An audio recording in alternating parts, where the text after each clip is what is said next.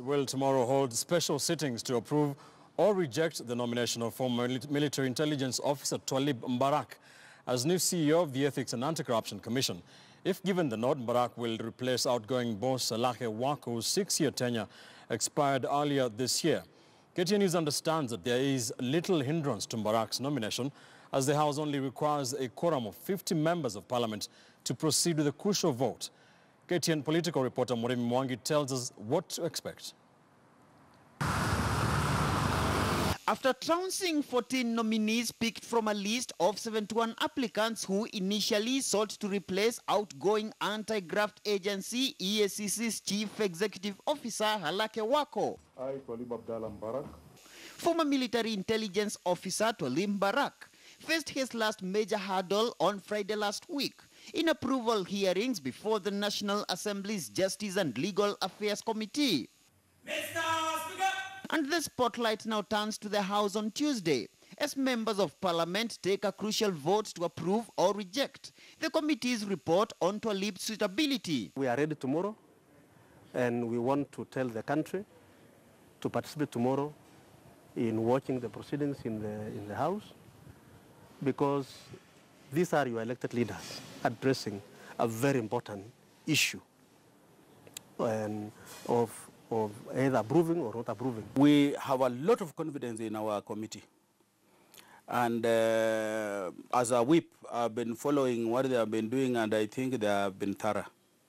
And before the candidate also came to the committees, he had also been interviewed. Sources within the committee say members overwhelmingly endorsed Mbarak's nomination, citing his perceived commitment to rejuvenate the Integrity Center-based commission. Mbarak had vowed to spearhead a lifestyle audit of all EACC staff. Sources within the committee, however, told KTN News that some members had expressed concern about the current EACC's legal framework, which places commissioners on a part-time basis, leaving most of the commission's work under the same secretariat that Mbarak had vowed to shake up. Can we hand them? Mbarak boasts of an illustrious military intelligence career, climaxed by his tenure as the security and integrity manager at the Kenya Electricity Generating Company, KenGen.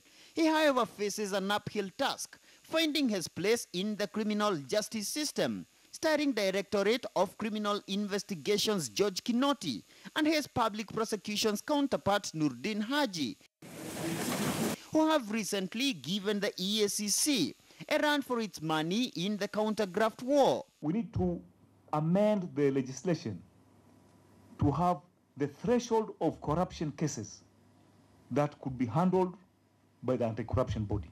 But when you say all the cases, in a country that is ranked as one of the most corrupt, with a small entity of 100 investigators, we need to be realistic. That is not achievable.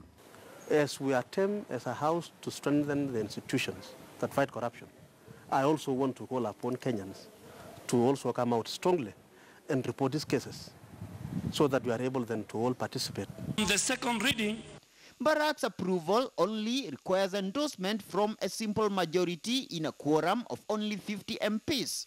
The House is currently on recess, and Speaker Justin Muturi had convened the Tuesday special sitting to consider the report within the 14 days stipulated in the Parliamentary Approval Act, which in Mbarak's case, this countdown began from December 7th when he was nominated. In the unlikely scenario that the House fails to take the vote on his approval by expiry of the 14 days, Mbarak would still be deemed approved, as stipulated in the same act. And as D-Day beckons for Twalib Mbarak, Integrity Center will no doubt be watching the developments in Parliament, as this likely new sheriff in town has vowed to enforce lifestyle audit for all the EACC staff. Murimi Mwangi, KTN News, in Parliament.